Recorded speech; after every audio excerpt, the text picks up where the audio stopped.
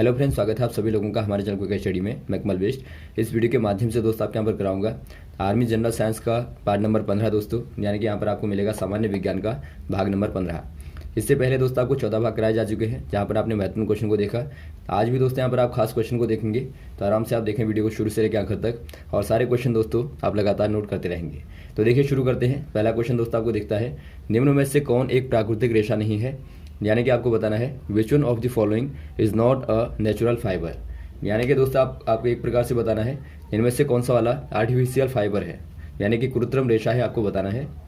यहाँ पर आपको बताना है दोस्तों नेचुरल फाइबर कौन सा नहीं है, नेचुरल फाइबर।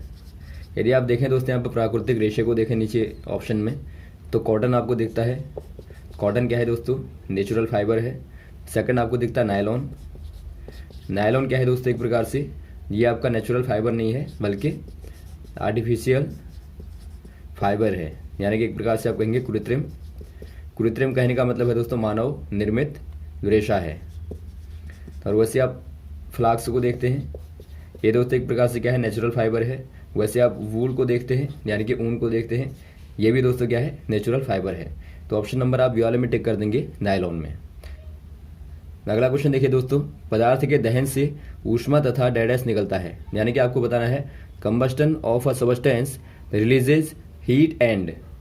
क्या निकलता है दोस्तों? आपको बताना है। आपने देखा होगा, माना आप दोस्तों कोल को ही ले लें, यदि आप इसका कंबस्टन करें यानी कि जलाएं दोस्तों, तो यहाँ पर आप O2 के साथ में रिएक्शन करेंगे, तो आप देखते हैं दोस्तों आपको मिलता है हीट और लाइट, और साथ में दोस्तों आपको मिलता है CO2। तो यहाँ पर आपको CO2 तो दिया नहीं है, तो आप यहाँ पे देखेंगे लाइट को आप देखते हैं, यानी कि प्रकाश आपको मिलता है दोस्तों। ऊष्मा के साथ में दोस्तों आपको प्रकाश भी मिलता है। तो यहाँ पर आप प्रकाश में टिक कर देंगे, ऑप्शन नंबर सी वाला।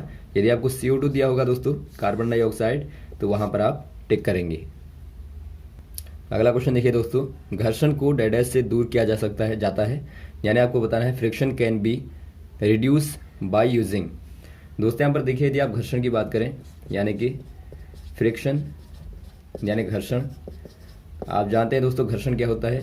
माना आपके पास में दो ऑब्जेक्ट हैं, एक के ऊपर एक आपने रखा है, और यदि आप दोस्तों यहाँ पे ऑब्जेक्ट को पुश करें, यानी कि आपने फोर्स अप्लाई किया दोस्तों इधर की ओर, तो इधर की ओर मोमेंट होगा। तो आप देखते हैं दोस्तों एक अपोजिंग फोर्स यहाँ पर कार्य करता है, यानी कि अपोजिट डायरेक्शन में दोस्तों। यदि बॉडी इधर को मूव कर रही होगी, तो अपोजिट डायरेक्शन में अपोजिंग फोर्स कार्य करता है, यानी दोस्तों आपका विरोधी बल आप कहते हैं इसको, विरोधी बल कहें या फिर आप प्रतिरोधी बल कहें। तो यहाँ पर आप देखते हैं दोस्तों एक प्रकार का विरोधी बल कार्य करता है, तो इसी को आप कहते हैं फ्रिक्शन, या फिर आप कहें दोस्तों घर्षण। तो यहाँ पर देखिए दोस्तों, जो घर्षण होता है, यदि आपको उसको कम करना है, तो उसके लिए आप क्या चीज़ें अपनाते हैं, आपको बताना है। पहला आपको दिया ऑयल। यदि आप ऑयल को यूज़ करें दोस्तों, यानी तेल को इस्तेमाल करें, तो वहाँ पर आप देखते हैं घर्षण कम हो जाता है, क्योंकि वहाँ पर चिकनाहट ज़्यादा हो जाती है, तो उससे घर्षण कम हो जाएगा। वैसे आप नेक्स्ट वाला देखते हैं ग्रीस। तो आप देखते हैं दोस्तों ग्रीस के द्वारा भी आप यहाँ पे जो घर्षण होता है उसको कम करते हैं। नेक्स्ट आपको दिया पाउडर। पाउडर के इस्तेमाल से भी दोस्तों आप क्या करते हैं? घर्षण को कम करते हैं। और आपको डी वाला दिया है ऑल ऑफ द अबव, तो आप टिक कर देंगे दोस्तों, उपरोक्त सभी यहाँ पे हो जाएंगे, तो ऑल ऑफ द अबव में आप टिक कर देंगे डी वाले में। अगला क्वेश्चन देखिए दोस्तों, कौन सा विलयन वैद्युत चालन नहीं करता है, यानी कि आपको बताना है which solution does not conduct electricity. यहाँ पर देखिए दोस्तों आपको विलयन दिए हैं, इनमें से कौन सा वाला विलयन ऐसा है जो इलेक्ट्रिसिटी का यानी कि वैद्युत का चालन नहीं करता है। पहला आपको दिया शुगर सॉल्यूशन, यानी कि आपको दिया चीनी का विलयन। सेकंड आपको दिया विनेगर सॉल्यूशन। थर्ड आपको दिया लेमन जूस सॉल्यूशन, और फोर्थ आपको दिया है कास्टिक सोडा सॉल्यूशन। यहाँ पर देखिए दोस्तों, जो आपको यहाँ पर शुगर वाला सॉल्यूशन दिया है, जो शुगर सॉल्यूशन दिया है दोस्तों, यानी कि जो आपको चीनी का विलयन दिया है, ये दोस्तों इलेक्ट्रिसिटी का कंडक्शन नहीं करता है। तो ये दोस्तों इलेक्ट्रिसिटी का कंडक्शन नहीं करता है, तो यहाँ पर आप कह देंगे sugar solution does not conduct electricity. क्यों नहीं करता दोस्तों? बिकॉज, या फिर आप कहें due to absence of free ions, क्योंकि यहाँ पर दोस्तों फ्री आयन नहीं होते हैं। फ्री आयन नहीं होने के कारण ही दोस्तों ये एक प्रकार से इलेक्ट्रिसिटी का कंडक्शन नहीं करता है, यानी कि वैद्युत का चालन नहीं करता है। क्योंकि आप यहाँ पे देखते हैं दोस्तों, एक प्रकार से पोलर होता है, यदि आप शुगर का दोस्तों केमिकल फॉर्मूला देखें तो आपका C12H22O11 होता है, ये आपका शुगर का फॉर्मूला होता है। तो यहाँ पर देखते हैं दोस्तों एक प्रकार से ये पोलर फॉर्म में होता है, और पोलरिटी होने के कारण H2 के साथ में, चूंकि H2 भी पोलर फॉर्म में होता है, इसके साथ में दोस्तों ये कम्प्लीटली डिजोल्व हो जाता है, यानी कि पूर्ण रूप से घुल जाता है। तो उससे दोस्तों यहाँ पर जो फ्री आयन होते हैं वो आपके नहीं आ पाते, तो इसीलिए कंडक्शन नहीं कर पाता है। तो ऑप्शन नंबर आप कर देंगे टिक यहाँ पे ए वाले में। अगला क्वेश्चन देखिए दोस्तों, कौन सा बल स्पर्शी बल है, यानी कि आपको बताना है which force is contact force. पहला आपको दिया मैग्नेटिक फोर्स, सेकंड आपको दिया इलेक्ट्रिक फोर्स, थर्ड आपको दिया है ग्रेविटेशनल फोर्स, फोर्थ आपको दिया है फ्रिक्शनल फोर्स। यहाँ पर देखिए दोस्तों, स्पर्शी बल कहने का मतलब है जो कॉन्टैक्ट फोर्स होता है वहाँ पर दोस्तों आपको ऑब्जेक्ट को कॉन्टैक्ट करना पड़ता है, यानी कि दोस्तों आप ऑब्जेक्ट को वहाँ पे छुएंगे या फिर वहाँ पे जो बल लगेगा वो दोस्तों आपस में क्या होगा, कांटेक्ट के बाद ही उत्पन्न होगा, प्रोड्यूस होगा। तो यहाँ पे देखते हैं दोस्तों आप, यदि आप फोर्थ वाले को देखें यानी फ्रिक्शन को देखें दोस्तों, तो जब दो ऑब्जेक्ट यहाँ पे आपस में दोस्तों कांटेक्ट होंगे, कांटेक्ट में आएंगे यानी स्पर्श करेंगे, तो ही वहाँ पे एक प्रकार से फोर्स प्रोड्यूस होता है। तो यहाँ पर आप कह देंगे दोस्तों जो फ्रिक्शन फोर्स होता है, जो फ्रिक्शन फोर्स होता है वो दोस्तों एक प्रकार से क्या होता है, कांटेक्ट फोर्स होता है। तो यहाँ पर आप टिक कर देंगे ऑप्शन नंबर डी वाले में। और आप इनको देखें दोस्तों तो यहाँ पर आपके कांटेक्ट में नहीं होते, तो आप ऑप्शन नंबर डी वाले में टिक कर देंगे। नेक्स्ट क्वेश्चन देखिए दोस्तों, किसे पतली चादर के रूप में बदला जा सकता है, यानी आपको बताना है which can convert into a thin sheet. यदि आप बात करें दोस्तों थिन शीट में कन्वर्ट करने की, तो आप जानते हैं ये दोस्तों एक प्रकार से धातुओं की प्रॉपर्टी होती है, यानी कि जो मेटल होते हैं, मेटल को आप देखते हैं दोस्तों, धातुओं को देखते हैं, धातुओं में मुख्यतः क्या होती है दोस्तों, ब्राइटनेस होती है, कंडक्शन करते हैं हीट का और इलेक्ट्रिसिटी का, और साथ में दोस्तों इनमें ड्यूक्टिलिटी होती है, यानी तन्यता का गुण होता है। ड्यूक्टिलिटी भी बार बार आता है, तन्यता, यानी कि खींचने के बाद दोस्तों आप इनको पतली तारों के रूप में कन्वर्ट कर पाते हैं, यानी वायर्स के रूप में कन्वर्ट कर पाते हैं। और वैसे आप देखते हैं दोस्तों इनमें एक प्रकार की मैलिबिलिटी भी होती है। मैलिबिलिटी जो होती है दोस्तों, यानी आप कहते हैं इसको आघात वर्ध्यता। यहाँ पे एक प्रकार से आपको आघात वर्ध्यता का ही गुण पूछा गया है, यानी आप मेटल को दोस्तों क्या कर लेते हैं, एक थिन शीट में दोस्तों कन्वर्ट कर लेते हैं।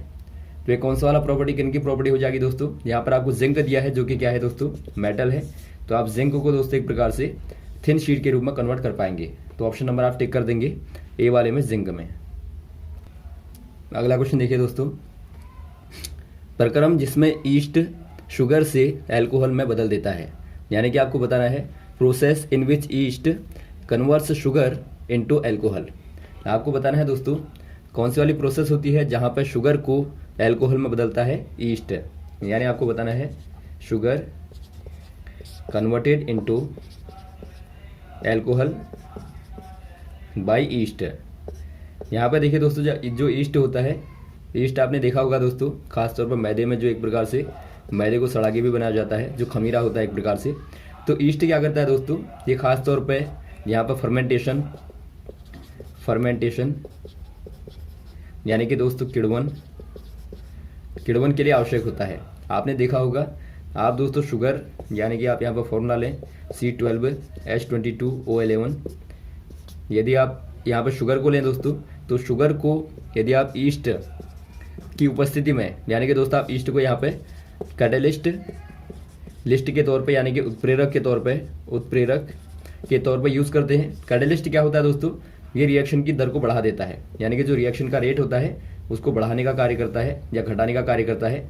तो यहाँ पर जो कैटलिस्ट होगा दोस्तों, जो ईस्ट होता है वो एक प्रकार से रिएक्शन को बढ़ा देता है। तो ये दोस्तों बढ़ा देगा, और यहाँ पर आपको मिलता है एल्कोहल, यानी कि C2H5OH मिलता है, या फिर आप कहें एथिल एल्कोहल दोस्तों, यहाँ पे एथिल एल्कोहल आपको मिलता है।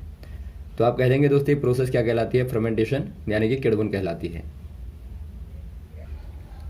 अगला क्वेश्चन देखिए दोस्तों, कोशिका झिल्ली नहीं पाई जाती है, यानी कि आपको बताना है cell wall is not present in. दोस्तों यहाँ पर देखिए जो सेल वॉल होती है, सेल वॉल यानी कोशिका झिल्ली,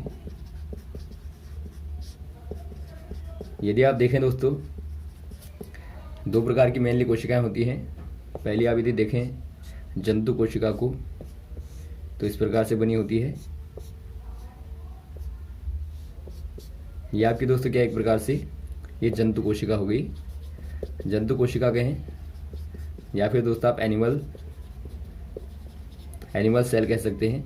और सेकंड आपकी दोस्तों कुछ इस प्रकार से होती है जो कि आप कहते हैं पादप कोशिका या फिर आप कहें दोस्तों प्लांट सेल कहते हैं। तो यहाँ पर देखिए दोस्तों, यदि आप जंतु कोशिका की बात करें यानी एनिमल कोशिका सेल की बात करें तो यहाँ पे सेल वॉल नहीं होती, यानी जो बाहर से झिल्ली होती है वो सेल वॉल दोस्तों यहाँ पे नहीं पाई जाती। जबकि आप प्लांट सेल में देखेंगे तो यहाँ पे सेल वॉल होती है, यानी एक प्रकार से दोनों में डिफरेंस हो गया दोस्तों। यहाँ पर सेल वॉल होगी, यहाँ पे नहीं होगी। तो आप कह देंगे दोस्तों एनिमल सेल में, यानी ऑप्शन नंबर आपका बी वाला देखता है, जंतु कोशिका में दोस्तों सेल वॉल नहीं होगी। अगला क्वेश्चन देखिए दोस्तों, एक कोशिकीय जीव का उदाहरण है, यानी आपको बताना है example of unicellular organism is. दोस्तों यहाँ पर देखिए जो यूनिसेलुलर ऑर्गेनिज्म होते हैं, यानी एक प्रकार से एक कोशिकीय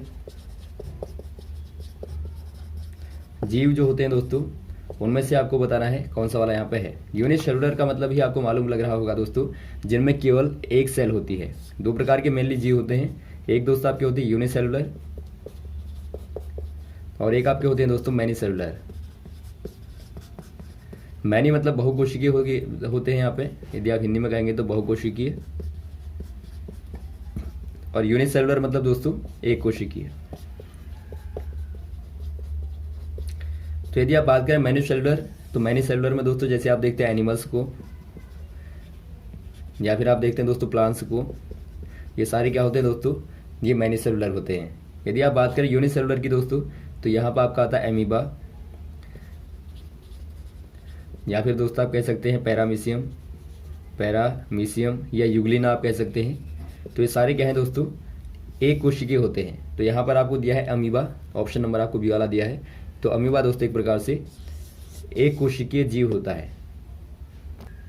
अगला क्वेश्चन देखिए दोस्तों, परावर्तन की स्थिति में आपतित कोण यानी कि आई परावर्तित कोण आर के साथ होता है, क्या संबंध देता है आपको बताना है। In case of reflection of light incident angle I with the reflection angle R is.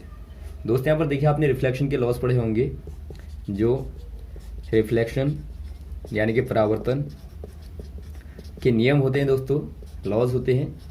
उनमें मेनली दो नियम आते हैं। पहला कहता है यदि दोस्तों कोई लाइट यहाँ पर आती है, मान लीजिए यहाँ पर कोई प्लेन है, ये प्लेन है दोस्तों, और यहाँ से कोई इंसिडेंट रे आई, ये है इंसिडेंट रे, और ये है दोस्तों टकराने के बाद जो वापस जाती है, जो रिफ्लेक्ट होती है, रिफ्लेक्टेड रे।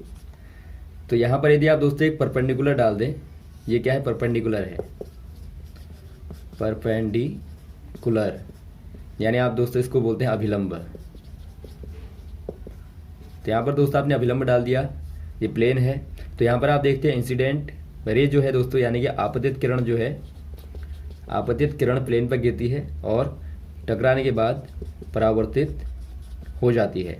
तो यहाँ पर जो पहला लॉ कहता है, ये एंगल दोस्तों आपका आई कहलाता है, इंसिडेंट एंगल, और ये आपका आर यानी कि रिफ्लेक्टेड एंगल कहलाता है। तो पहला लॉ कहता है दोस्तों, यदि रिफ्लेक्शन होता है, यदि परावर्तन होता है, तो ऐसे केस में आई बराबर आर होता है, यानी कि आपतन कोण परावर्तन कोण के बराबर होता है, इंसिडेंट एंगल रिफ्लेक्टेड एंगल के बराबर होता है। और सेकंड वाला लॉ कहता है जो इंसिडेंट रे है और जो रिफ्लेक्टेड रे है और जो परपेंडिकुलर है, तीनों ही दोस्तों एक ही प्लेन में होते हैं, यानी कि all three are exist in same plane. Same plane आप कह देंगे, यानी कि तीनों ही दोस्तों एक ही प्लेन में एग्जिस्ट करते हैं। तो यहाँ पर आपका कौन सा हो जाएगा दोस्तों, यहाँ पर आपको पहला वाला दिया है ये वाला रिलेशन, तो ऑप्शन नंबर आप ए वाले में टिक कर देंगे, आई इक्वल टू आर। और बाद में आप साथ में दोस्तों ये वाला भी याद रखेंगे, ताकि आपको यहाँ पर पूछा जाएगा तो आप सेकंड वाला लॉ भी आराम से बता पाएँ। अगला क्वेश्चन देखिए दोस्तों, वसा का पूर्ण रूप से डैश में पाचन होता है, यानी वसा दोस्तों पूर्ण रूप से कहाँ पचती है आपको बताना है। फैट इज कम्प्लीटली डाइजेस्टेड इन। यदि फैट की आप बात करें दोस्तों, तो फैट जो है, पहले आप शुरुआत में थोड़ा सा डाइजेशन को देखेंगे। यदि आप यहाँ पे देखें दोस्तों थोड़ा सा इस प्रकार से, तो यहाँ से ये हमारा माउथ हो गया, यानी मुंह हो गया दोस्तों, पाचन शुरू होता है और यहाँ से ये आपका आमाशय आप मान लेंगे, यहाँ पे आप लीवर मान लेंगे, और नीचे को दोस्तों यहाँ पे थोड़ा सा आप अग्न्याशय मान लेंगे, थोड़ा सा पेनक्रियाज, और यहाँ पे आप छोटी आंत को यानी कि स्मॉल इंटेस्टाइन मान लेंगे, और यहाँ पे जो लार्ज वाली इंटेस्टाइन होती है। यानी दोस्तों शुरुआत यहाँ पे माउथ से होती है, ये ग्रसिका है, ये है ग्रसिका, जहाँ से भोजन जाता है आमाशय में यानी स्टोमच में, यानी आमाशय हो जाएगा। और यहाँ पे दोस्तों लीवर है, यानी कि यकृत होता है, जो कि दोस्तों हमारे शरीर की सबसे बड़ी वाली ग्रंथि होती है, ग्लैंड होती है। और वैसे बाद में दोस्तों पेनक्रियाज यानी कि अग्न्याशय में जाता है, और बाद में यहाँ से दोस्तों छोटी आंत में यानी कि स्मॉल इंटेस्टाइन में भोजन जाता है, और बाद में दोस्तों फाइनली यहाँ पे लार्ज इंटेस्टाइन में जाता है। तो यहाँ पे देखिए दोस्तों जो वसा का यानी कि फैट का जो पाचन होता है वो दोस्तों यहाँ पे जाने के बाद जो हमारी छोटी आंत होती है यानी कि जो स्मॉल इंटेस्टाइन होती है, वहाँ पे जाने के बाद दोस्तों फैटी एसिड्स के रूप में दोस्तों कन्वर्ट होके इसका डाइजेशन होता है। तो यहाँ पर आप देखते हैं जो आपका छोटी आंत दी है दोस्तों ऑप्शन नंबर सी वाला, तो सी वाला सही हो जाएगा। यहाँ पर छोटी आंत में ही दोस्तों कम्प्लीटली इसका पाचन होता है। नेक्स्ट क्वेश्चन देखिए दोस्तों, मलेरिया का वाहक है, यानी कि आपको बताना है कैरियर ऑफ मलेरिया इज। दोस्तों यहाँ पर देखिए जो मलेरिया का कैरियर है, कैरियर कहने का मतलब है दोस्तों वाहक जो होता है। मलेरिया क्या है दोस्तों? मलेरिया एक प्रकार की डिजीज है यानी कि बीमारी है, जो कि दोस्तों किससे होती है? प्रोटोजोआ से होती है दोस्तों, यानी इसका वाहक जो होता है वो होता है प्रोटोजोआ। तो यहाँ पर दोस्तों ये होती है फीमेल एनाफिलीज के काटने से, यानी आप कह देंगे फीमेल एनाफिलीज मॉस्किटो के काटने से दोस्तों, यानी उसके बाइट करने से यहाँ पर होती है। तो यहाँ पर आप कह देंगे ऑप्शन नंबर ए वाला हो जाएगा दोस्तों फीमेल एनाफिलीज। वैसे दोस्तों यदि आप बात करें डेंगू की, तो डेंगू दोस्तों मादा एडीज के काटने से होता है, यानी कि फीमेल जो एडीज होता है दोस्तों, एडीज मच्छर होती है, तो एडीज के काटने से होता है। और ये दोस्तों आपका एक प्रकार से वायरस होता है यानी कि विषाणु होता है। तो आप ध्यान देंगे जो मलेरिया होता है दोस्तों प्रोटोजोआ से होता है, और जो एडीज यानी डेंगू होता है वो दोस्तों वायरस यानी कि विषाणु से होता है। तो यहाँ पर जो आपको पूछा गया है मलेरिया का पूछा गया है, तो ऑप्शन नंबर आप ये वाले में टिक कर देंगे, पहले वाले में फीमेल एनाफिलीज।